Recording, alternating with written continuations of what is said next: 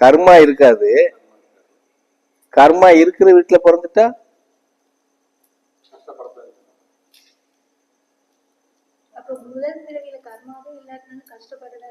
நீ பிறவி இருக்கிற இடத்துல பொறுத்து இருக்கு இல்லையா?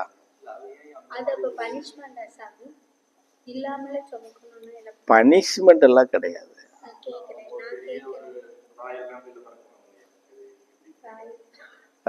பெரிய இல்ல, ராயல் ஃபேமிலில பிறந்திருந்தா பனிஷ்மெண்ட் தான்.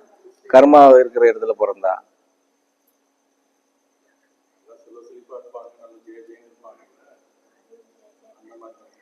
ஜேன்னு இருக்கிறவங்ககிட்ட தான் சாமி நிறைய தப்பு இருக்கும்.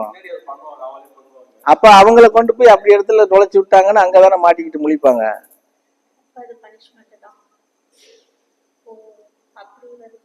ஆமா, அதாவது அந்த ஆன்மாவுக்குனுடைய நாட்கள் நிறைவாகும் போது இந்த கூட்டை விட்டு அது இன்னொரு இடத்துக்கு போகணும்னு முடிவு வரும்போது அந்த நேரத்துக்கு எங்க அமையுதோ அங்க போய் தள்ளி விட்டுருவாங்க. அதுல போய் சிக்கிறது தான். ரெண்டாம் தரம் அடிப்படைன்னு இருக்கு இல்லையா? இப்போ முதல் இதுக்கு எந்த கணக்கும் வராது. முதல் யுகத்தில் உள்ள கணக்கு வராது. ரெண்டாவது மூணாவது இப்படி வர்றவங்களுக்கெல்லாம் விகாச்சார கணக்கு பிரகாரம் கொண்டு போய் சேர்ப்பாங்க. முன்ஜென்மத்தினுடைய விதி கணக்கு என்னவோ அதுல என்ன பாவ கணக்கு இருக்கோ என்ன நன்மை கணக்கு இருக்கோ அதை வச்சுதான் சேர்ப்பாங்க. முதல் பிரிவின்னு வரும்போது அது யதார்த்தமா போய் சிக்கிறது தான்.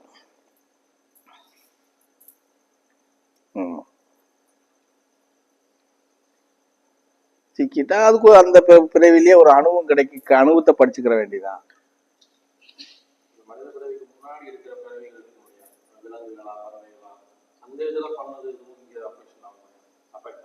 அவங்க பாவம் பண்றதுக்கே வழியே கிடையாது.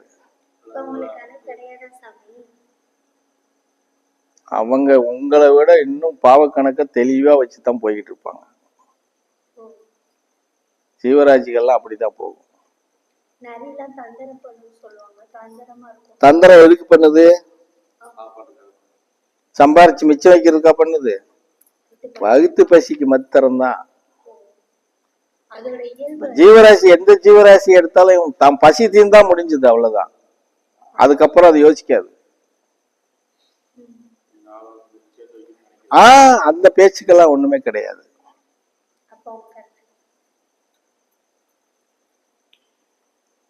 அப்படி சேர்த்து சேகரிச்சு வச்சு